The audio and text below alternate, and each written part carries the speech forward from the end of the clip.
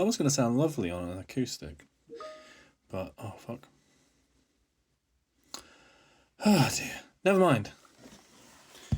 Fucking work. Oh, I left my laptop noise on. Right.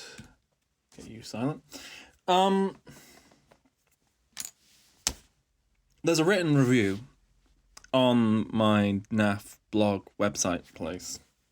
WrestleMark? I think it's wrestlemark.wordpress.com. Something like that. I'd put a link in the description, but I'm not gonna. Alright. So let's talk about Vandal Hearts and what's very good about Vandal Hearts. So Vandal Hearts comes from a very odd time. The strategy RPG is beginning. And it's sort of changing. You're getting this new variety coming out. Primarily inspired. Excuse me? I muted you. Oh, of course, I'm using a virtual desktop, so I had to mute the fucker twice. Bloody hell, right.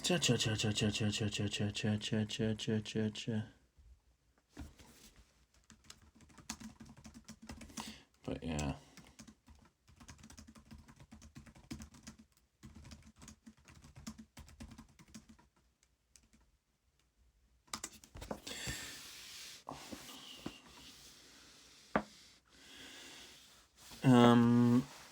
Sorry, yeah. Unedited. I don't know if you remember. So Vandal Hearts comes at this really weird time where you're starting to get these isometric strategy RPGs that are primarily, it's Ogre Battle, Tactics Ogre, which really spearheads the charge, which are games I haven't really played very much, for I am British and British can only die. Fucking hell. But I am aware, I have played, I have seen the systems, just haven't gone all the way through, because they're quite dense. But what I have played is all the other games which follow this sort of format.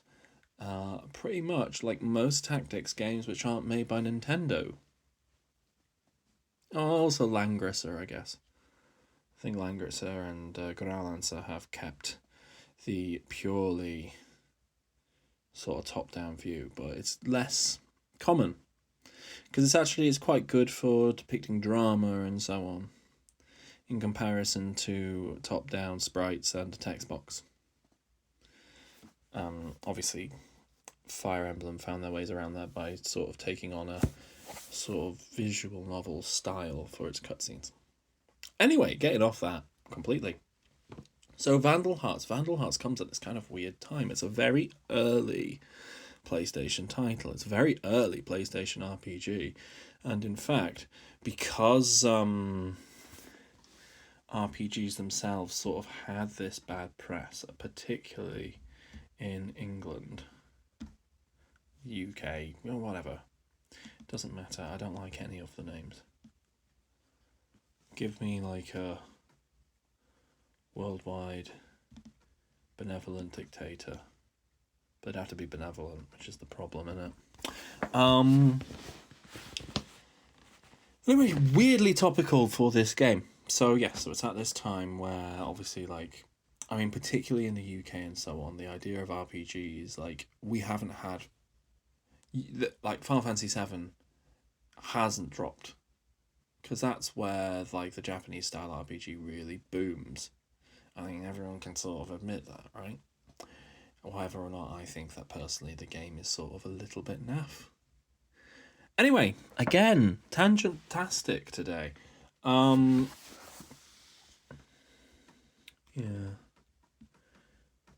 Oh my god, right. This is not going to work properly. But that's okay. We'll just have to have a go. Right.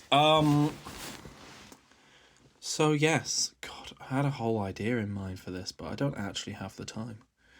Let's grab the guitar. Because after all, that's what I do when I do these, isn't it?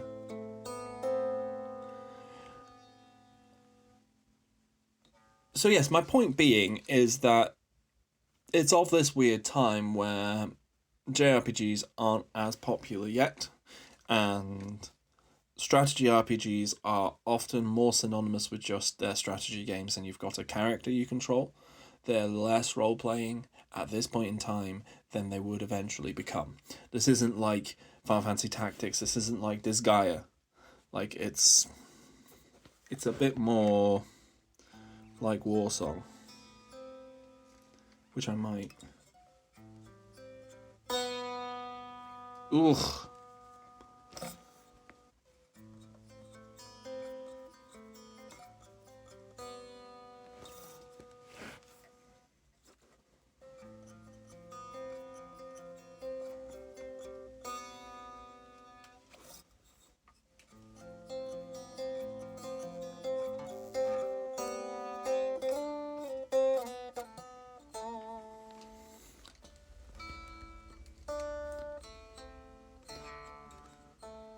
Ugh. Doesn't work well on this guitar. And my fretting's awful. Okay, so Vandal Hearts is a bit of a weird game. The aesthetic is kind of weird and just a bit unusual. It's not what you would expect.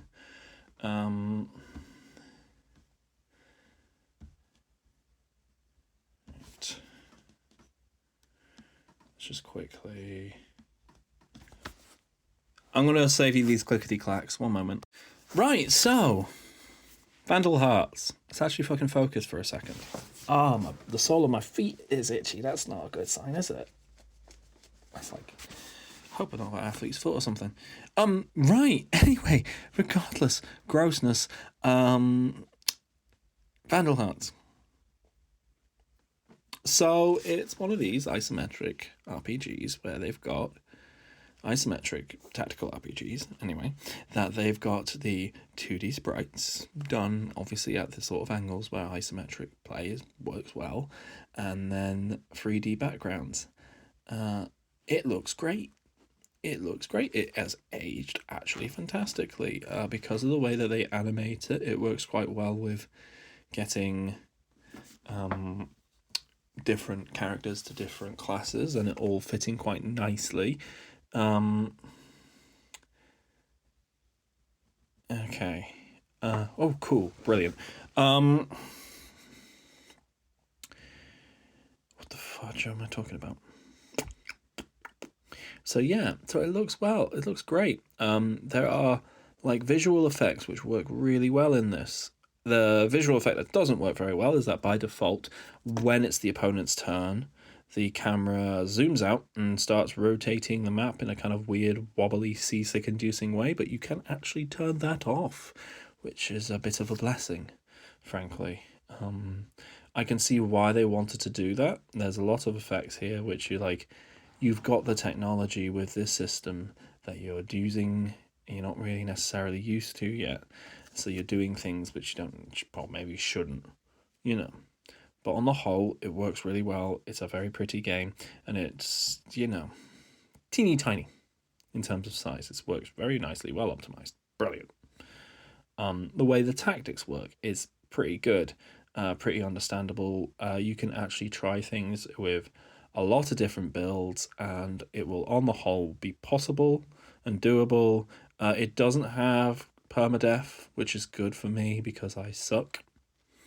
I hate that in all Fire Emblems. It does make you feel just awful. Makes you just not want to play the game. But yeah.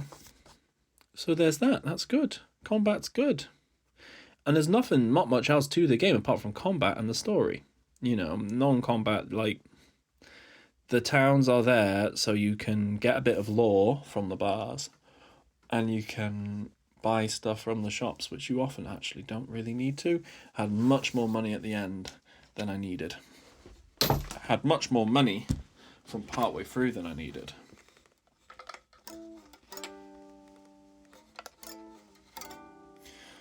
So then there's the story. And it's kind of weird, and it reminds me of the the sort of the sort of plot hook that Terry Pratchett would come up with. In fact, it is kind of in many ways a bit reminiscent of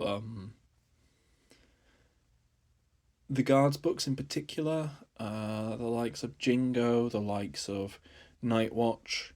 Obviously, like, these books all came after, so it's hardly like they like took the ideas or anything, but like this sort of thing, it has the same kind of social conscience as a Pratchett work. It doesn't have the sense of humour though.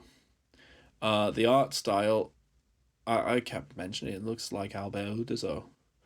It looks like it's from an Asterix. But the themes are anti-fascist. They're sort of about the fact that there are these inherent darknesses in man which we have to overcome. You know, you play as this sort of this guy who is sort of dealing with the fact that he feels like his ancestry is something to be ashamed of when maybe it might not be. And so he works as a guard, as a policeman in a newly formed state, you know, and political machinations happen, while also magic stuff happens, and time warps happen, and all this stuff. It's absolutely wild. The time warps only go forward, though. But, yeah, it's good. The baddies are Nazis. That's always a good sign. Or the baddies are Nazis or eldritch horrors that are manipulating the Nazis. Because after all, Nazis are a bit thick. Yeah,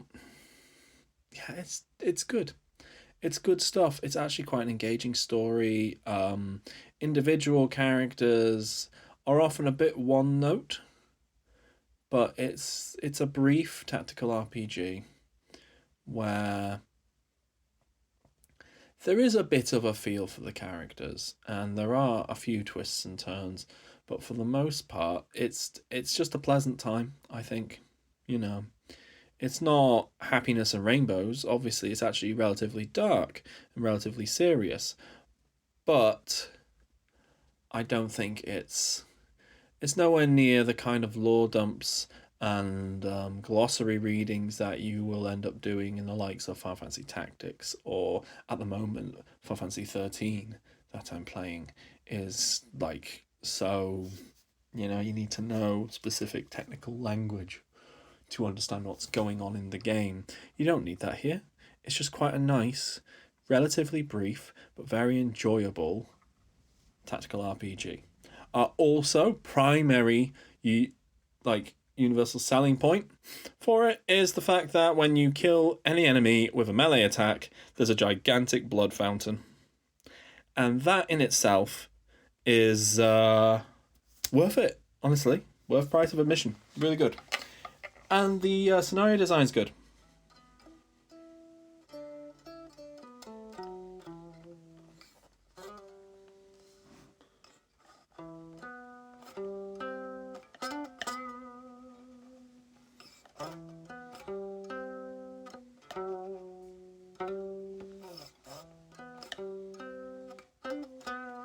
I don't think I could give you any scores, but